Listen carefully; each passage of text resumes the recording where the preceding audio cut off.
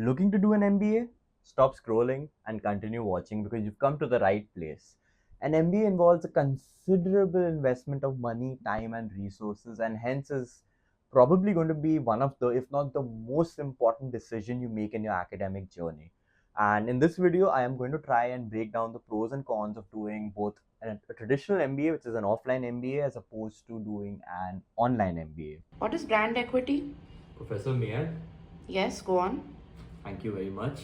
Brand equity is essentially the premium that consumers are willing to pay for the product of a brand that has generated goodwill over a period of time. Okay, very good. Thank you, Professor. Good morning, Professor. Am I audible?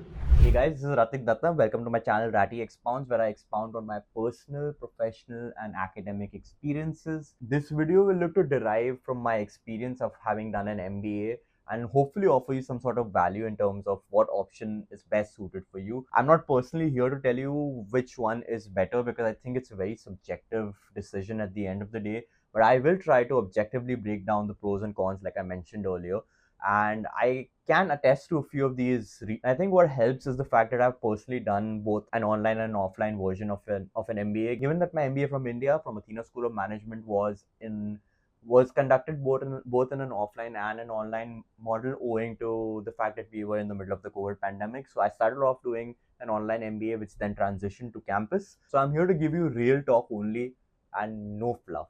Without further ado, let's dive right in. So, what is an online MBA versus a traditional MBA? So, as the words themselves suggest, an online MBA is an MBA that you carry out in an online format, which you probably where you attend classes and all. Where in all likelihood you will be attending classes using either your laptop or your mobile. I would highly urge to former over the latter, and which means that you are not physically going to be meeting any of your professors or your classmates, versus a traditional MBA, which is an offline MBA, or something which has been the norm for years now, for decades perhaps, where you attend classes in person, you're living on campus, or you're essentially living somewhere close to campus.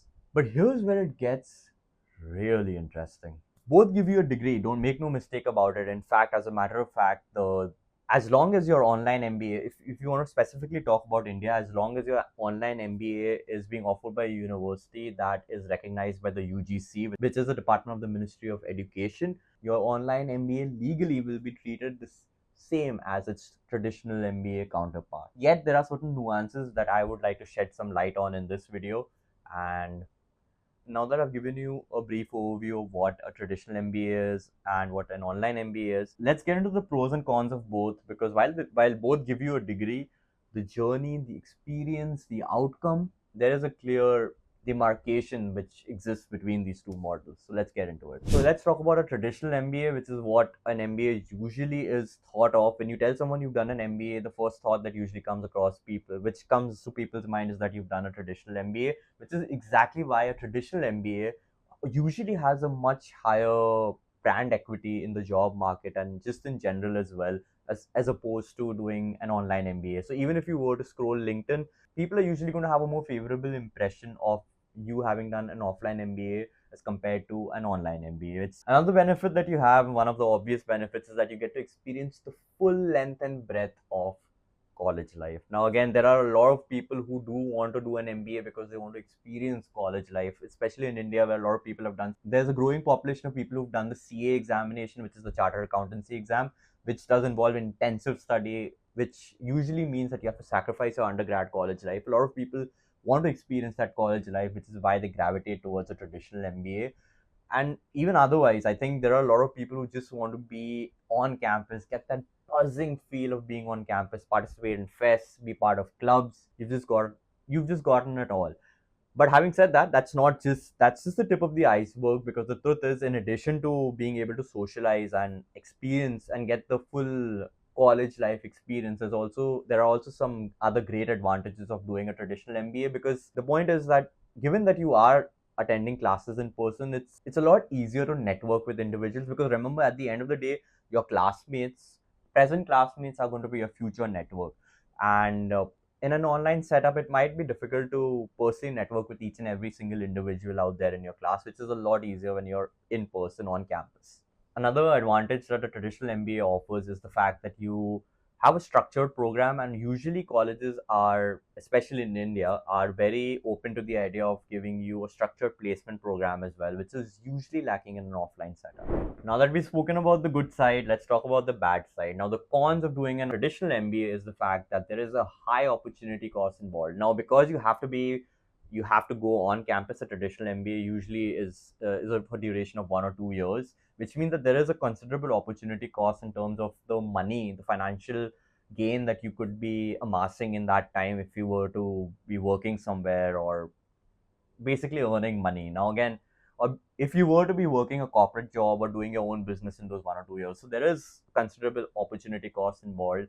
And of course, let's address the elephant in the room because it is expensive. Doing a traditional MBA is expensive, especially if you're looking to do it abroad. Well, your tuition can probably go up to 150K to 200K, depending US dollars, depending on where you're doing your MBA from. So financially, it might not be viable for a lot of people to be following that traditional MBA path as well.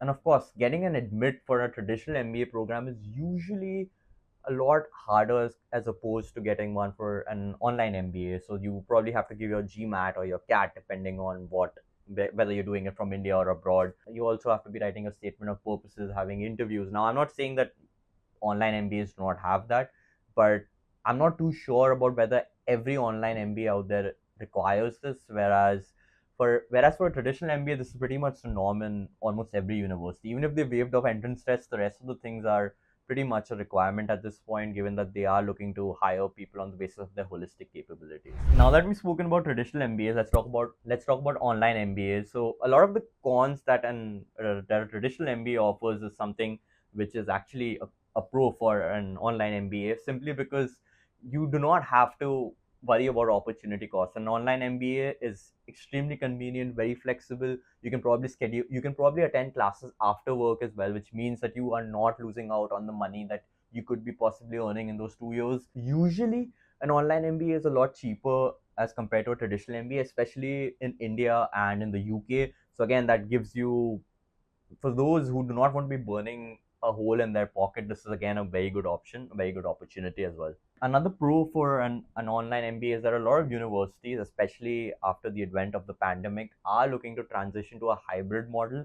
So given that they are looking to transition to a hybrid model, which is essentially a mixture of both a traditional MBA and an online MBA, let's talk about the flip side of an online MBA. Given that I've already expounded on the pros, so the flip side of doing an online MBA is that the harsh reality is that employers and other people in general are not going to be looking at your online MBA in the same regard as your traditional MBA. And this is despite the fact that legally they might have the same standing, but at the end of the day, old habits die hard, and people are still probably going to be looking at a traditional MBA in a better light uh, as opposed to your online MBA. Another one of the other cons is there's usually not a structured placement system, which means that you are kind of on your own when it comes to finding a job if that is something that you're looking to do. This is even more pertinent to people who are doing an MBA in India, given that traditionally offline MBAs in India do offer placement opportunities for their students as well.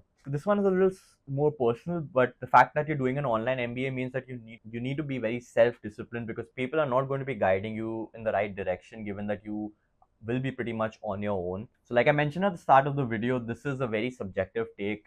Everyone has different budgets, different considerations. People may not want to travel on account of not wanting to leave their family behind.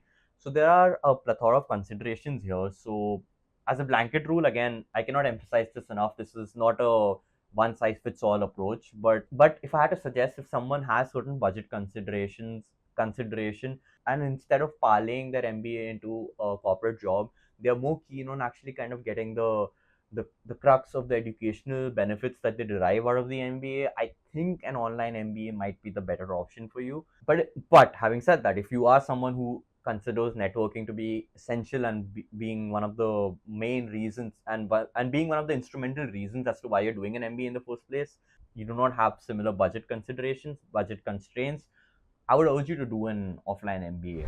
Now, let me drop this real quick. There is a bonus tip here, because there are universities, there is a direction which kind of offers you a middle ground, sort of like a best of both worlds.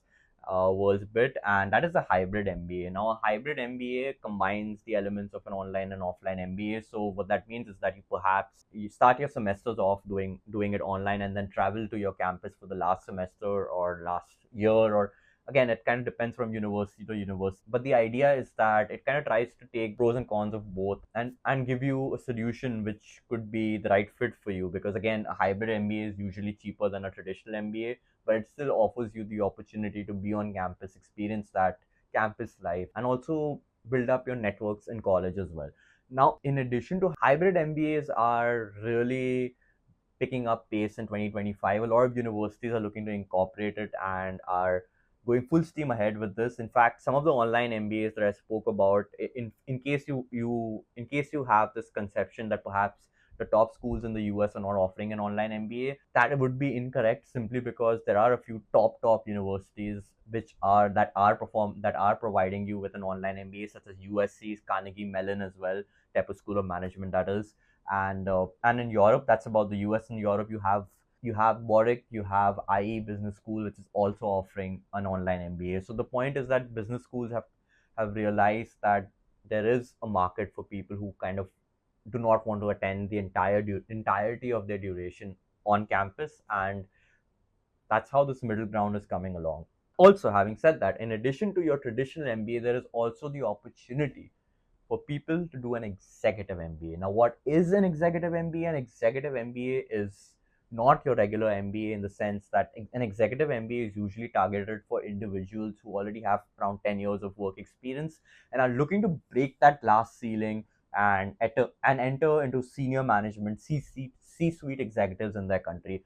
Executive MBAs are highly prestigious as well, and offer you another route in case you haven't ever done an MBA. It does give you an opportunity to be able to get that MBA experience, but for experienced individuals, if I may say so. It's a very interesting topic. I would love to make a detailed video on an executive MBA. If that is something that you would be interested in, let me know in the comment section below, and I would be more than happy to oblige. So now, in case you guys are wondering what my 2 cents are on this situation, if I had to choose, like I said, I've had the good fortune of being able to experience both. And I have to say that, given that by God's grace, I do have the financial means to possibly be attending school in person, I would always prefer doing a traditional MBA compared to an online MBA. But again, like I said, everyone's circumstances are very different. And what form of an MBA would you prefer in the comment section below?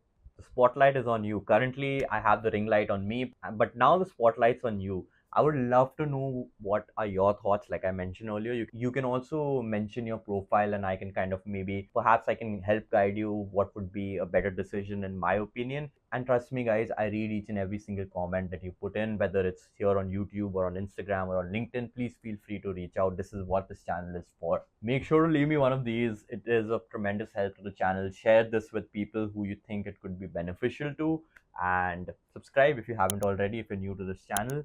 And make no mistake about it, there is no fluff here. There is no room for any kind of flatulent talk, flatulent speech. This is real talk only.